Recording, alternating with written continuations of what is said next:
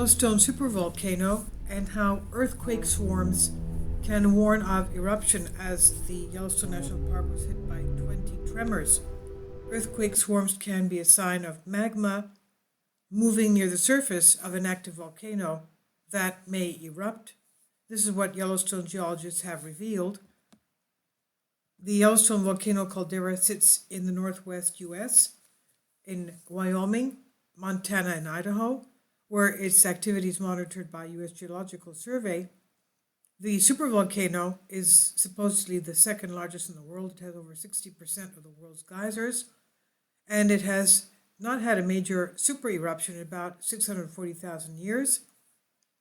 It had a lava eruption 70,000 years ago, another 80 eruptions since then, and there are no inklings the Yellowstone is going to blow anytime soon, though, of course, but there are signs and clues geologists look out for when trying to determine whether an active volcano is brewing towards an eruption.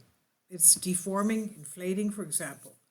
And according to USGS, earthquake swarms can be one of these potential signs, a sign of magma moving towards the subsurface of a volcano getting ready to blow.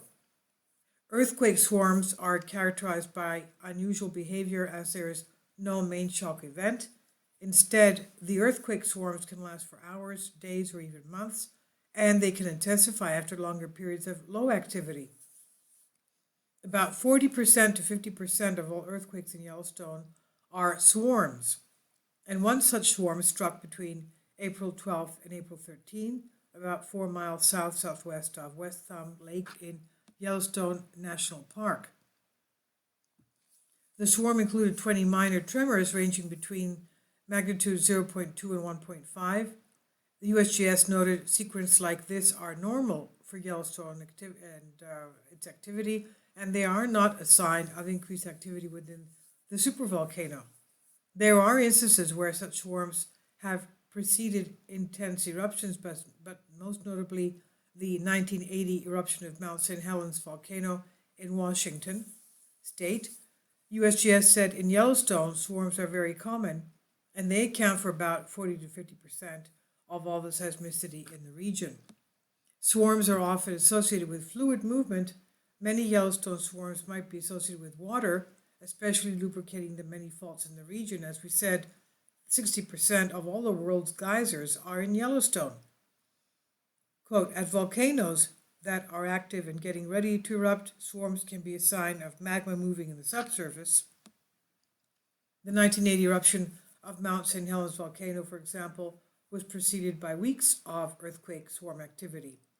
However, not all earthquake swarms are caused by the movement of fluids or magma. Swarms can be triggered by tectonic forces, and one such swarm has been happening for the last 2 years in the Manhattan, Montana area, which is northwest of Yellowstone Supervolcano. The tremors began late September 2018 and have continued until at least March 2020. The swarm included 2 magnitude 4 earthquakes and many magnitude 3 earthquakes. A similar event was recorded in northwest Nevada between 2014 and 18. That swarm included 30 earthquakes in a range of magnitude 4, with the strongest reaching magnitude 4.7.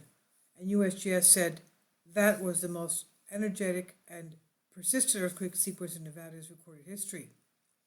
Yellowstone is struck by as many as 3,000 earthquakes every year, none of which indicate the supervolcano is awakening. Most earthquakes in Yellowstone are triggered by rocks breaking apart under the pressure of the planet's crust, and USGS said, though we've been looking for years at Yellowstone, no one has yet identified long-period LP events commonly attributed to magma movement. When they are observed, that will not mean Yellowstone is getting ready to erupt. LP or long-period events are observed commonly at other volcanoes in the world, including California, which have not erupted for centuries or even thousands of years. And this is on Express UK by Sebastian Ketley.